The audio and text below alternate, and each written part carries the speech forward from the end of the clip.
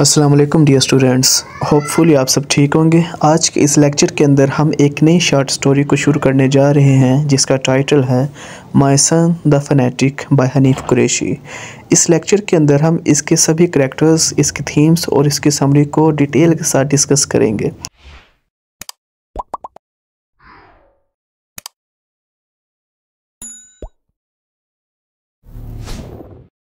इस स्टोरी के राइटर हनीफ कुरैशी 5 दिसंबर 1954 को लंदन के अंदर पैदा हुए। उनके फादर पाकिस्तानी जबकि उनकी मदर ब्रिटिश थी। हनीफ कुरैशी एक English play right, screen writer, film maker, novelist और शॉर्ट स्टोरी राइटर भी थे। उनके अक्सर लिटरेरी वर्क्स के अंदर हमें रेसिज्म, नेशनलिज्म, इमिग्रेशन और सेक्सुअलिटी का थीम देखने को मिलता है। 1955 तक हनीफ कुरैशी का शुमार इंग्लैंड के 50 ग्रेटेस्ट ब्रिटिश राइटर्स में होता रहा था। उनके मेजर वर्क्स के अंदर the Buddha of suburbia, intimacy, the last world, my son the fanatic शामिल हैं। अब चलते हैं स्टोरी के मेजर कैरेक्टर्स की तरफ। इस स्टोरी का पहला मेन कैरेक्टर है परवेज़। ये एक मिडिल एजिड कैब ड्राइवर हैं और इन्होंने लाहौर से लंदन की तरफ माइग्रेशन की थी। ये अली के फादर हैं और ये इस स्टोरी के अंदर सेकुलर मुस्लिम दिखाए गए हैं, मतलब कि इन्होंने लंदन के अंदर जाकर अपनी जो इस्लामिक टीचिंग्स थी उनको बिल्कुल भुला दिया था। ये अपने बेटे की वजह से बहुत परेशान रहते थे क्योंकि इनके बेटे का बिहेवियर सडन चेंज हो गया था। दूसरा हमारा करैक्टर है अली। ये एक टीन एजर दिखाया गया और ये कॉलेज स्टूडेंट भी है, लेकिन अचानक ये वेस्टर्न कल्चर को डिसलाइक करने लग गया था क्योंकि ये इस्लामिक टीचिंग्स को फॉलो करना शुरू हो गया था और इसी वजह से ये अपने फादर के साथ भी नाराज़ रहता था और उन्हें एडवाइस करता था कि वो भी इस्लामिक टीचिंग्स को फॉलो करें। तीसरा करैक्टर बटीना का है जो कि परवेज़ की क्लोज़ फ्रेंड है। ये एज अ प्रोस्टिट्यूट काम करती है, यानी जिस्म फरोशी करती है। ये बहुत काइंड और हम्बल नेचर की दिखाई गई है और ये अक्सर परवेज़ को गाइड भी करती थी जब वो परेशान हुआ करता था। और इस स्टोरी की नरेशन की बात करें तो ये 3rd person point of view में लिखी गई है और राइटर ने ये स्टोरी परवेज़ के पॉइंट ऑफ व्यू के अकॉर्डिंग लिखी है, यानी उसकी परसेप्शन के थ्रू ये सारी स्टोरी नरेट हुई है। इसलिए स्टोरी का नाम भी माय सन द फैनेटिक है, जो कि परवेज़ की परसेप्शन थी कि उसका बेटा बहुत ज़्यादा एक्सट्रीमिस्ट हो चुका है। इस स्टोरी की बेटर अंडरस्टैंडिंग के लिए इस स्टोरी को एपिसोड्स में डिवाइड किया गया है। पहले एपिसोड में हम देखते हैं कि स्टोरी की शुरुआत इस तरह से होती है कि परवेज़ अपने बेटे के लिए बहुत परेशान है क्योंकि उसका बिहेवियर सडनली चेंज हो चुका है। पहले वो अपने दोस्तों के साथ भी वक्त बिताया करता था, म्यूज़िक का उसको बहुत शौक़ था, लेकिन अब ऐसा नहीं है। अब उसने तमाम सीडीज़ जो हैं, जो म्यूज़िकल इंस्ट्रूमेंट्स हैं, म्यूज़िक सीडीज़ हैं, उसने डस्टबिन में फेंक दी हैं और घर की जो बिलोंगिंग्स हैं, घर का जो सामान है, वो उसको कहीं पर उसने गायब कर दिया। परवेज़ ये सब बातें अपने बेटे के साथ करना चाहता था, लेकिन वो उसे डरता था क्योंकि अली का बिहेवियर बहुत चेंज हो चुका था और वो बहुत हार्शली, बहुत रूडली अपने फादर को आंसर किया करता था। अली के इस रूड बिहेवियर का अंदाज़ा हम एक स्टेटमेंट से लगा सकते हैं जब परवेज़ अली से पूछता है कि तुम अब गिटार का इस्तेमाल इतना क्यों नहीं करते जितना पहले किया करते थे। तो अली बहुत हार्शली उसको रिप्लाई करता है कि दुनिया में करने के लिए और भी बहुत से काम है मेरे लिए। अब इससे आप अंदाज़ा लगाएं कि वो कितना रिबेलियस हो चुका था, कितना फैनेटिक हो चुका था और कितना अंगेस्ट हो चुका था अपने फादर से। परवेज़ ये सारा मैटर अपने कैब फेलोज़ के साथ डिस्कस करता है जो कि उसके करीबी दोस्त थे। वो परवेज़ को बताते हैं कि तुम्हें अली की डेली एक्टिविटीज़ पर ध्यान रखना चाहिए। हो सकता है कि उसने ड्रग्स लेना शुरू कर दिया हो, जिस वजह से उसका बिहेवियर इतना अचानक बदल चुका है। इसके बाद परवेज़ अली की डेली एक्टिविटीज़ को नोट करना शुरू हो जाता है। वो डिनर के दौरान भी अली को देखता रहता है और कभी उसका हाथ पकड़कर उसका टेम्परेचर चेक करने लगता है, तो कभी ये ध्यान रखता है कि अली को भूख तो अच्छे से लग रही है ना। इसके बाद वो अली के कमरे की मुकम्मल तौर पर तलाशी लेता है कि कहीं उसके कमरे में कोई पिल्स, कोई नीडल्स, कोई ड्रग्स तो नहीं। लेकिन जब उसे ये पता चलता है कि उसके कमरे में ऐसी कोई भी चीज़ नहीं तो वो बहुत गिल्टी फील करता है और ख़ुद में बहुत शर्मिंदा होता है।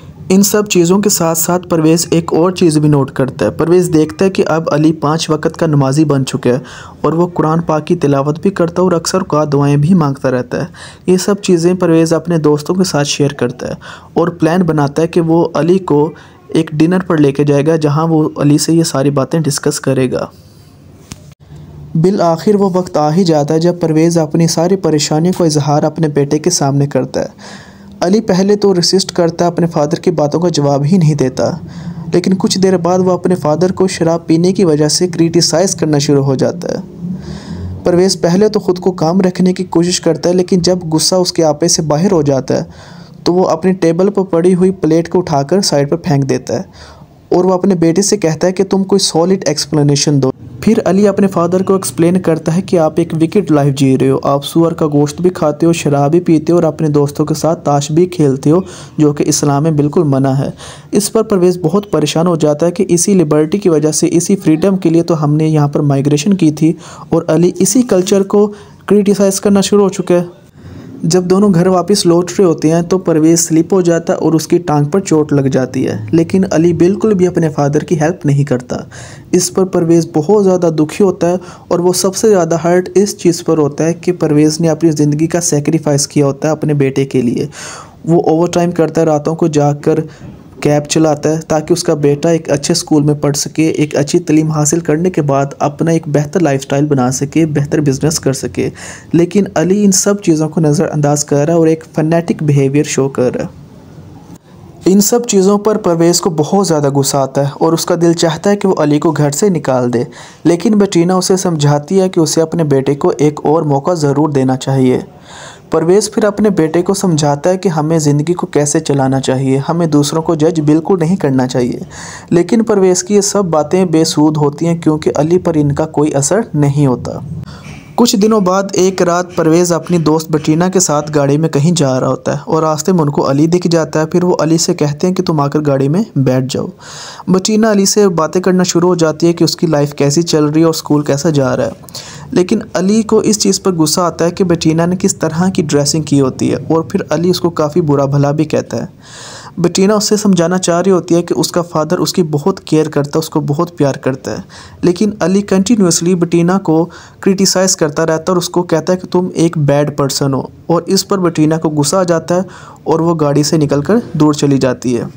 परवेज़ बेटीना को आवाज़ें देता रहता है लेकिन बेटीना गुस्से में वहाँ से दूर चली जाती है। इस पर परवेज़ को बहुत ज़्यादा गुस्सा आता है, लेकिन वो अपने गुस्से पर काबू रखता है और घर चला जाता है। कुछ देर बाद उसी रात को परवेज़ बहुत ज़्यादा शराब पीता है और अपने गुस्से पर काबू ना रखते हुए वो अली के कमरे में चला जाता है जहाँ अली नमाज़ पढ़ रहा होता है।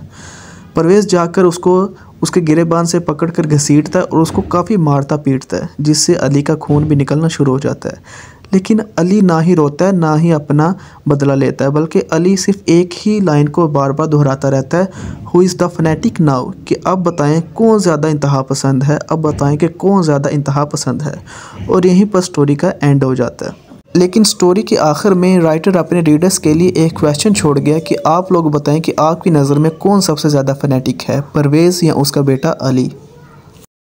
अगर हम क्रिटिकली स्टोरी को देखें तो हमें फादर और सन दोनों ही फनेटिक नज़र आते हैं। परवेज़ क्योंकि वेस्टर्न कल्चर में खो चुका था और अपने बेटे के अंदर आने वाले पॉजिटिव चेंजेस को बिल्कुल भी वो एक्सेप्ट नहीं कर पा रहा था, और जिस फ्रीडम की वजह से वो यहाँ पर माइग्रेट हुआ था, वो कतई नहीं चाहता था कि उसका बेटा वापस उसी टीचिंग्स को फॉलो करे। जब परवेज़ ने अपने बेटे को मारा पीटा तो वो उसका फनेटिक बिहेवियर शो कर रहा था, और दूसरी तरफ अली ने जो इस्लाम की इंटरप्रिटेशन की थी वो बहुत रिजिड थी। उसने बहुत फनेटिकल वे में इस्लाम को समझा था। इस्लाम हमें कभी भी ये तालीम नहीं देता कि हम दूसरों का दिल दुखाएं। जिस तरह अली ने अपने फादर के साथ रूड बिहेवियर रखा था, जब उसका फादर हर्ट हुआ था तो उसने अपने फादर की मदद भी नहीं की, और दूसरी तरफ बेटीना को जिस तरह उसने बुरा भला कहा। इस्लाम हमें दूसरों का दिल दुखाने की तालीम नहीं देता और ना ही अपने फादर से इस तरह पेश आने की तालीम देता है। इस तरह दोनों ही अपने अपने एक्ट में फैनेटिक थे। इस स्टोरी की थीम्स की बात करें तो इस स्टोरी में हमें ये सारे थीम्स देखने को मिलते हैं, जैसे कि immigration and hybridity, communicational gap, culture conflict, identity, sacrifice and stereotype behaviour. अगर ब्रीफली इन थीम्स को देखें तो जिस तरह से परवेज़ ने माइग्रेशन की थी लाहौर से लंदन की तरफ, तो ये इमिग्रेशन का थीम पाया जाता है। उसके बाद हाइब्रिडिटी जो परवेज़ की तरफ से थी, क्योंकि परवेज़ का जो दोगलापन था, हालांकि वो मुस्लिम था लेकिन उसने अपनी इस्लामिक टीचिंग्स को बिल्कुल भुला दिया था, वो उसकी हाइब्रिड नेचर को शो कर रहा था। कम्युनिकेशन गैप इस तरह से था क्योंकि परवेज़ अपने बेटे की बेटर लाइफस्टाइल के लिए दिन रात मेहनत करता था, ओवर टाइम लगाता था, तो उन दोनों में बहुत ज़्यादा कम्युनिकेशनल गैप था, और इसी गैप की वजह से उनकी जो मेंटल कंपैटिबिलिटी थी, जो उनकी अंडरस्टैंडिंग थी, वो कभी बन ही नहीं पाई। कल्चर्स का कन्फ्लिक्ट देखा जा सकता है, जैसे कि वेस्टर्न कल्चर और इस्लामिक कल्चर, जिस पर ये सारी स्टोरी बेस करती है। आइडेंटिटी का थीम वाज़े तौर पर स्टोरी के अंदर देखा जा सकता है कि एक तरफ अली अपनी ट्रू आइडेंटिटी को सर्च कर रहा है कि मेरा क्या मकसद है इस दुनिया के अंदर, मेरा वजूद किस लिए है। तो वो फिर इस्लामिक टीचिंग्स को फॉलो करता है और अपनी आइडेंटिटी को पहचानता है। जबकि दूसरी तरफ देखा जाए तो परवेज़ जो कि अपनी आइडेंटिटी को जानता था वो उसको छुपा रहा था। इसके बाद सेक्रीफाइस का थीम परवेज़ की तरफ से देखने को मिलता है कि उसने अपने बच्चे की परवरिश के लिए, उसकी बेटर लाइफस्टाइल के लिए दिन रात मेहनत की, ओवर टाइम लगाया और खूब मेहनत की ताकि उसका बच्चा एक अच्छी ज़िंदगी गुजार सके। इसके बाद स्टीरियोटाइप बिहेवियर, जैसा कि हम इस स्टोरी के शुरू में देखते हैं, जब परवेज़ ने अपने दोस्तों के साथ अपनी परेशानी शेयर की तो उन्होंने एक स्टीरियोटाइप बिहेवियर शो किया कि हो सकता है कि आपका बेटा ड्रग्स लेना शुरू हो गया हो। मतलब कि उनका ये बिहेवियर था, उनकी ये एक स्टीरियोटाइप सोच थी कि यंग एज के अंदर, टीन एज में बच्चे ड्रग्स ही लेते हैं। और जैसा कि जितने भी पाकिस्तानी लोग माइग्रेशन करने के बाद यूके वगैरह जाते हैं तो वो ये ड्रग्स ही लेते हैं। तो ये उनका स्टीरियोटाइप बिहेवियर था। और इसके अलावा अगर हम अली का बिहेवियर भी देखें तो जिस तरह उसने अपने फादर को ट्रीट किया, बेटीना को ट्रीट किया, तो उसका भी ये जो फनेटिक बिहेवियर था ये भी स्टीरियोटाइप कहा जा सकता है। तो यहाँ इस स्टोरी का एंड हो जाता है। Thanks for watching.